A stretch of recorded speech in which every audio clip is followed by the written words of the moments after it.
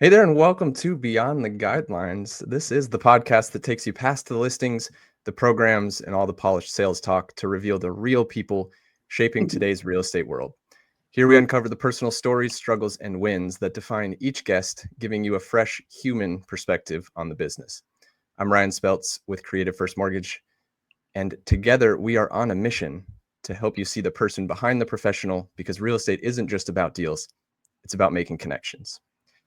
So today's guest is someone I am super happy to introduce to you, not just for what Tammy is accomplishing in the market, but for the drive, values, vision, and understanding of the world behind her success. Tammy's purpose that we asked before we came on the show, she had told us that she wants everyone to be seen, heard, feel included, and not left out. So Tammy, let's go a little deeper beyond the standard industry sound bites and explore what makes you tick both on and off the field. How did you come to that purpose? Jeez. Well, thank you for having me, Ryan. Super honored to be on a podcast for the first time. So, I mean, first thing, the most important thing for me is that I'm sober. That's the first thing. The reason why I'm breathing and talking to you today is because I'm in recovery from alcohol and other substances. Been sober since July 7th, 2011. And I consider this a bonus life for me. Besides the sales that we were talking about earlier today before we hopped on here, I have a lot of volume for being in the real estate business for 2.5 years now. But what I was thinking about earlier today was I don't want the money to control the moods that I'm in. I want to be grateful that I'm still alive and still, having this great life. Although I am excited about all the money that I'm making, I should be more focused on just being here and being a productive member of society, which I was taught in the program of AA. But so that's where my brain is right now with talking to you, is that the real estate side is great. I love helping people, but I've never had this urge to sell real estate ever. People have been telling me for years to get into real estate, and I was just like, yeah, whatever, because I'm like the softer, easier way in life. I've had jobs that have treated me well, but I've always worked for somebody. I've always had a paycheck every 2 weeks, and I've always counted on that money. And so the fear of going into real estate and taking these people seriously was like, well, I got to go to school. I never liked school. I never liked doing anything in school. I have to go to school. I have to study. I have to pass the school. I have to pass a state exam. I got to not have money. Forever how long it takes me to get a deal under my belt. And that was just scary. And then one day, about 3 years ago, the light bulb went off in my head and was like, if I put this much time and energy into other people's businesses and being a good worker for them, what would my life look like if I put that much energy and time into myself? And so this is how it happened. This is how I'm here. But it's not because I love certain types of real estate, certain types of homes. What kind of roofing is this? I don't know. It looks like shingle to me. Let's find out. You know what I mean? It's like, it's not about that at all to me. It's just about helping people, not being snaky, slimy, and just being there for people and, walking them through the transaction the best I can. I like that. Kind of being a connector as well, because I'm sure you've got a bunch of people that can answer that question, right? And so you're able to help people get the answers they need with trusted professionals, and you're kind of being the filter for that. I think that's an awesome way to kind of run the business instead of just chasing the deal. And I knew that we had connected on the sobriety piece, obviously, and I think that's amazing. So congratulations for 14 years. That's 14 years in a week. Is that right? Coming up. Yeah, that's awesome. So that's a hike. That's great. And it feels like sometimes it can be easy and then other times it can't be. So I'm sure that's you mentioned the recovery aspect.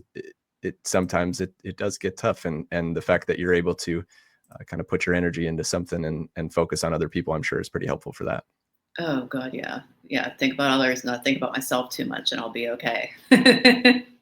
Yeah, I know that was something for me too when I was starting out with the sobriety piece. I had to get a little bit selfish about myself because I was almost like sharing myself too much, where I would get into that piece, and that was really like, I felt like alcohol kind of was my ticket to that. It was like, oh, I can really go do what I want to do because I'm ultimately like kind of an introvert. I don't really like to be in groups and stuff like that. And that was my way out.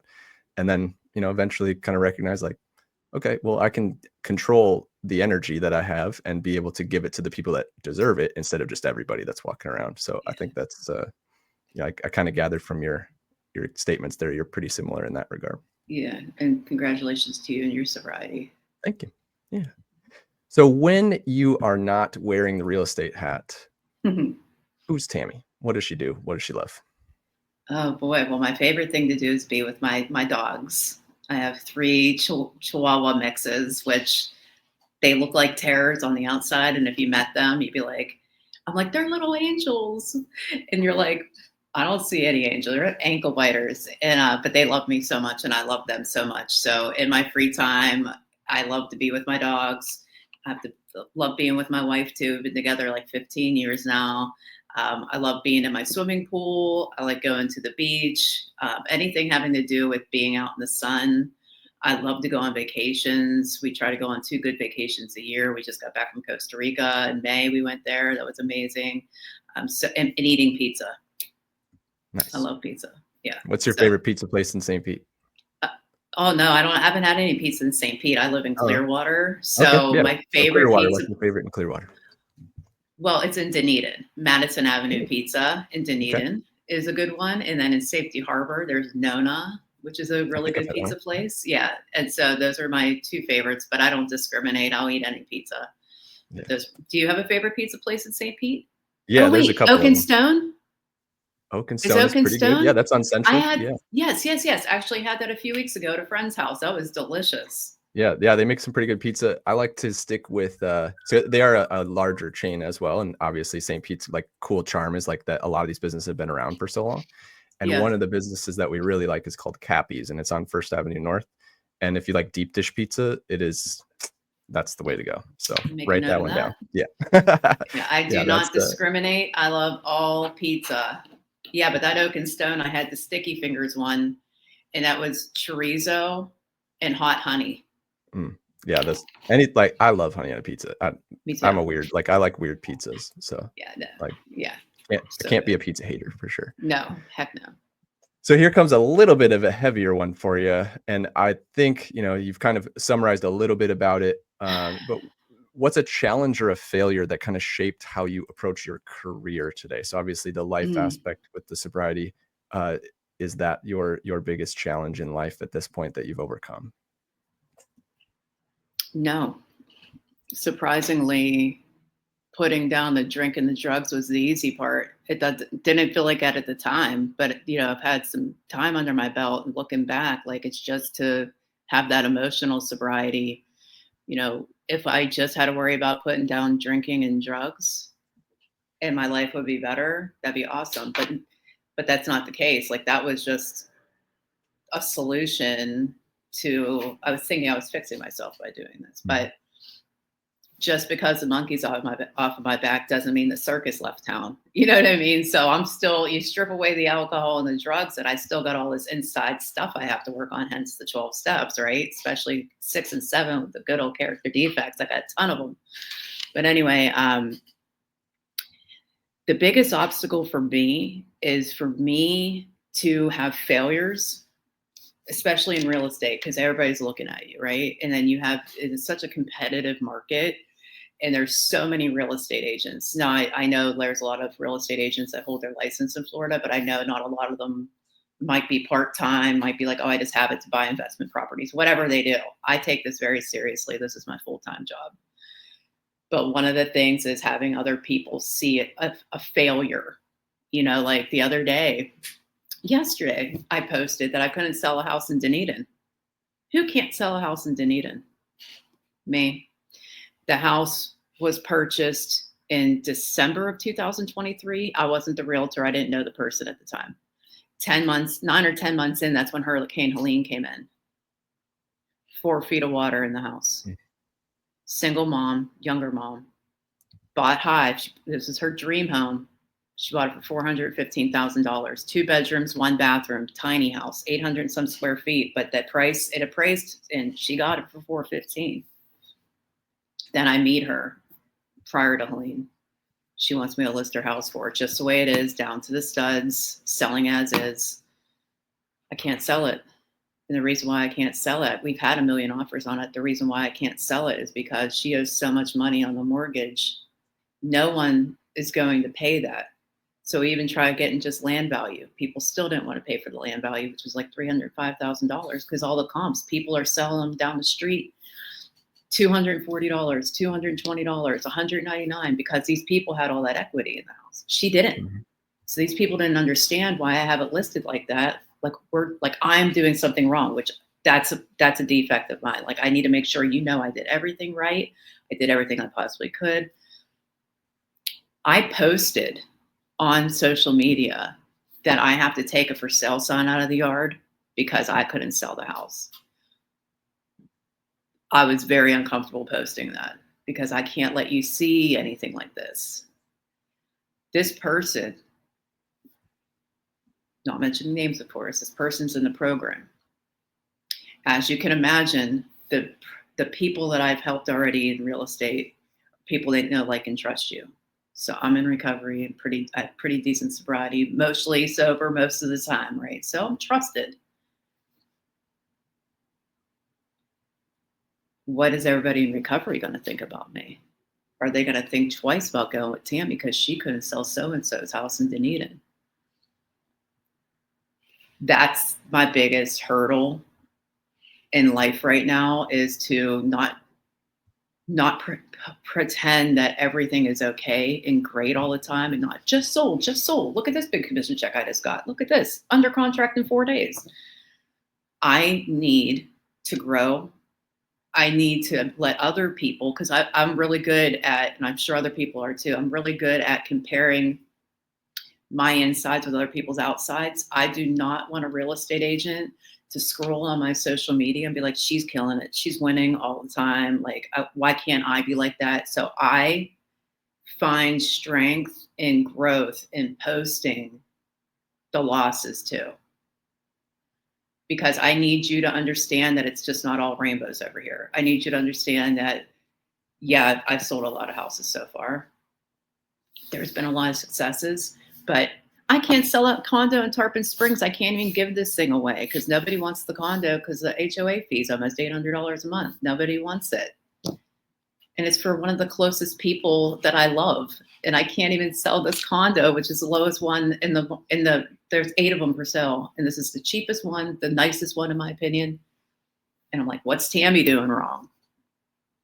So that's my growth experience, and being able to still walk with my head held high, still keep putting one foot in front of the other, doing the next right thing, and talking a lot of self-talk, saying, Tammy, you've done nothing wrong. You're literally doing everything you can.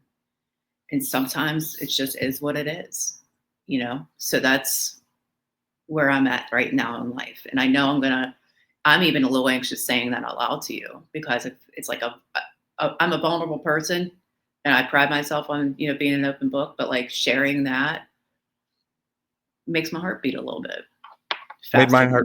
my heart beat a little bit too. I think that, like, I just felt the vulnerability there, and I appreciate you kind of saying that stuff. And there's not a lot of people that'll come out and say stuff like that. Like, it's just not like, you see this podcasting, right? Like, where everybody just like the best self for 25 minutes, and then they shut the camera off and they yell at their significant other in the other room. Like, Sure. like it just like Yeah. changes the No, I whole don't want thing, to. I right? don't want to. I don't want to do that. I want people to know, Yeah. like, That's I want to sell stuff. You think I wanted to say, hey, this listing expires? You know what I mean? Like, nobody wants to say that. Yeah. And I think that's the powerful thing. And I saw a video the other day, and it may have been Josh Terry, who, if you haven't heard of him, I did have him on my men's podcast. And he talks about how if you actually put out the problem, like, people will associate more with that, because not everybody has solved the problem. So if you're only posting about solutions, it's really difficult to draw people in to associate with you, because they're not on that part of the journey, right? Like, they're looking for people that are associating with, or they want to associate with other people that have gone through what they're gone through. And if you're never Right. talking about that, like, if you're only talking about every success you have, they have a really hard time grasping on to what you're saying. So Right. there's so much power in that vulnerability and just posting about that. And you don't have to post about it every time, right? Like, you can still have the positivity about it, and then, Sure. spinning into, like, what have you learned from that kind of stuff. So, Like, what are you learning on a daily basis? Putting that out there is huge, and people will associate with that as well. And I think that's a magnet thing for you. It's not a weakness by any stretch. It can be a strength for you if you use it as a magnet. Yeah, makes sense. Makes good sense. It's awesome. So the next question will go with, what's one mindset or habit that you've created that has helped your success? Jeez. My sponsor told me when I first got into real estate, she told me she heard something. I can't remember what the name, Tony Robbins or something, that guy, that motivational person or Yeah, whatever. that one guy, the only That one billionaire guy. motivational figure. Yeah. Hey, that Tony Robbins. She said she heard him say, I think this is him, if not somebody like Tony Robbins. But she said, whatever, when you go into this real estate stuff, there's three things that you just need to keep focus on. And this is the three things that I've continued to keep focus on. One is be yourself. Two is accept the outcomes as they are. And three, I'm just one small piece of the puzzle. You know, there's so many different sides of the transaction. There's the buyer's agent, there's the listing agent, there's the seller, there's the buyer, there's title, there's finances, there's the mortgage lender. Everybody there's an inspector, an appraisal person. We all play a small part in this, every one of us. And I need to be able to let go of outcomes, but be rest assured that I did everything that I was supposed to do. And control, nobody wants to say I have a control issue. And I never thought I had a control issue. Like, I don't care. You want to drive the car? Go. Where do you want to eat? I don't care. Wherever you want to go. Like, I don't have control issues like that. But I've noticed, like, I have control issues. I start finding myself getting anxious when I'm waiting for the appraisal report to come in. And the loan commitment approval letter hasn't been sent quick enough, and we're hitting a deadline, or, you know, you didn't sign that addendum, seller. You know what I mean? You have 45 minutes. I go to bed at 10. I know this inspection period doesn't run out until 11:59, but like, do you really expect me to be awake for this? Well, yeah, because time is of the essence. And I start getting anxious. As a matter of fact, I had an minor anxiety attack the other day because there was just so many things going on. And literally, the ball was not in my court in any of them, because it's time for the buyer and seller to sort out this addendum for requested repairs, and so I started finding myself getting panicking. I was like, but now I know I could try to get myself out of that anxiety, but stop and be like, Tammy, first of all, your feet are on the ground, you're breathing. Second of all, this is another lesson on powerlessness. And I just have to put faith in it. That's either going to work out or it's not. You know what I mean? So figuring out how to like get my emotions out of it, be like, I'm trying to get in the swimming pool. So could these people like wrap this up so I can send this addendum? Let me get on my life.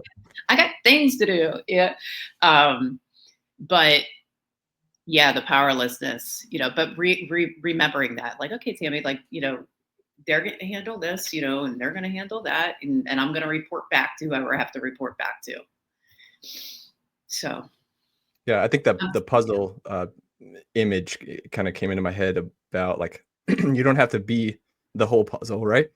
Mm-hmm. You just have to be one piece, but you have to be the biggest small puzzle piece you can be, right? Like, fill that thing as full as you possibly can. But if you start leaking over into other puzzle pieces, you're not going to match. Like, it's not going to click. And like, it interrupts the process. Yeah, that's nice. That's helpful.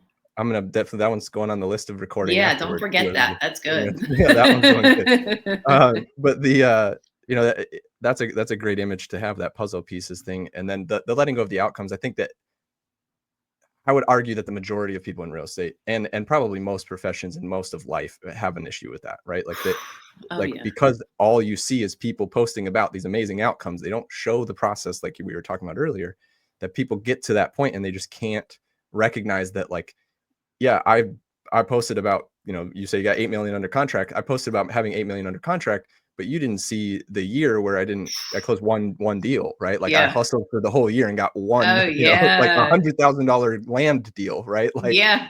Like no glory Yeah. there, right? Yeah. And That's my first year. everybody wants the glory, and they don't recognize that like there's pain behind it until they get into Right. it, and then a lot of people just quit.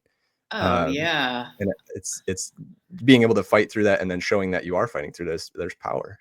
Oh yeah, 100%. Because I remember my first year in real estate. I did good for being my first real estate. I actually got, what did I get? The Rising Star Award from Berkshire Hathaway. I was like so excited. And I only did like, well, I don't want to say only, because it was like, I think I did 6 deals in my first year, which was good considering the market was slowing down. Time that's when the interest rates were going higher or whatever. And that was, so I was excited that I got this award, right? But every single day, and I'm kidding, not kidding you, every single day, I had to self discipline myself. I farmed my neighborhood by foot every single month, did it for 25 months consecutively, where I'd make a cute little flyer about something like spring markets in full bloom and gave everybody 125 people flower seeds, and St. Patrick's Day, luck of the Irish, scratch off tickets for 125 people. I mean, I went every single month with something for 125 people.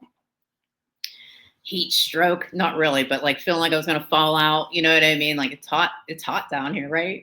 And I'm not seeing anything. I'm not seeing anything. I'm not seeing anything. And to get up every single day, where I was literally, I swear to you, it felt like I was paralyzed from the waist down, like my legs were stuck in concrete. And I had to tell myself I'd be on the couch drinking my coffee in the morning with my dogs. And I'm like, I'm not doing anything today. I can't. I'm defeated. I can't do anything. I'm not doing anything. I'm already like setting the day for myself, right? And I got up and I broke that concrete.